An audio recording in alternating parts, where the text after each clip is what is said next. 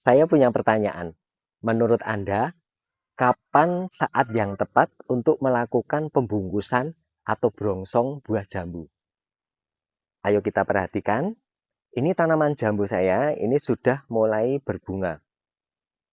Kita perhatikan ini ada bunga jambu yang belum terjadi penyerbukan. Kemudian kalau yang ini bunga yang sudah terjadi penyerbukan.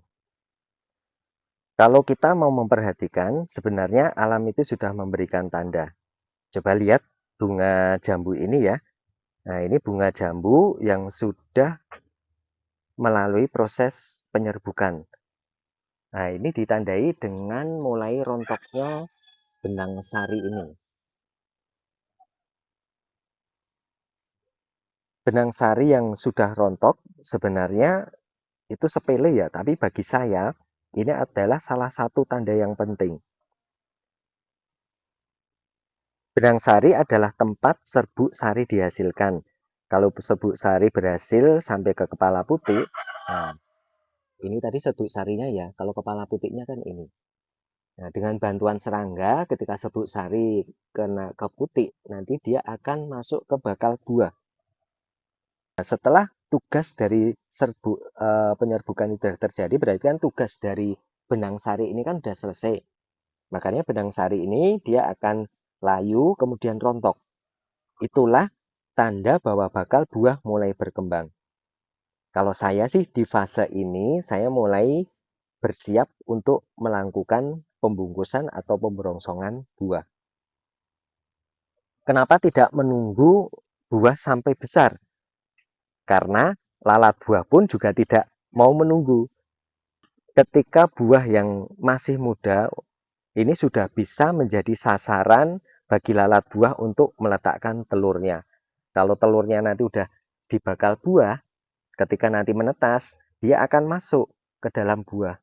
Sering ditemui ya, buah jambu bagian luarnya itu mulus bersih, tapi bagian dalamnya ternyata sudah penuh dengan ulat.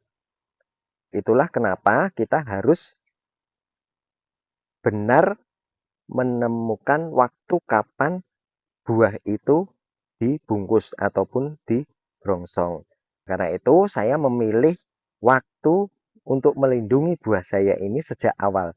Nanti akan kita lakukan pembrongsongan ketika serbuk sarinya ini, benang-benang sarinya ini nanti sudah rontok. Nah, itu nanti baru kita lakukan pembungkusan.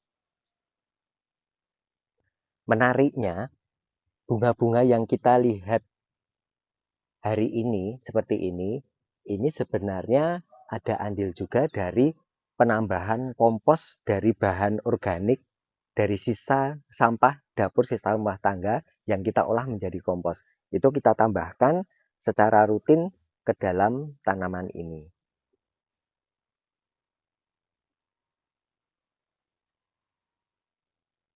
Sebenarnya tanaman itu selalu memberi tanda kepada kita kalau dia mau berubah.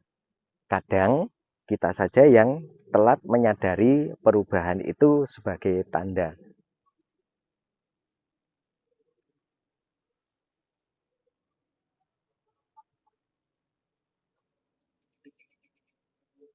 Kalau kita mau belajar, alam sebenarnya tidak pernah diam. Dia selalu memberikan petunjuk. Hari ini kita belajar bahwa rontoknya benang sari bukan akhir dari sebuah bunga, tetapi awal lahirnya sebuah buah. Nilai yang bisa kita ambil ya dari tanaman ini, sebenarnya akhir suatu proses itu sebenarnya bisa awal dari proses yang lainnya. Oke, saya Sansu. Kita jumpa lagi di video-video selanjutnya. Terima kasih.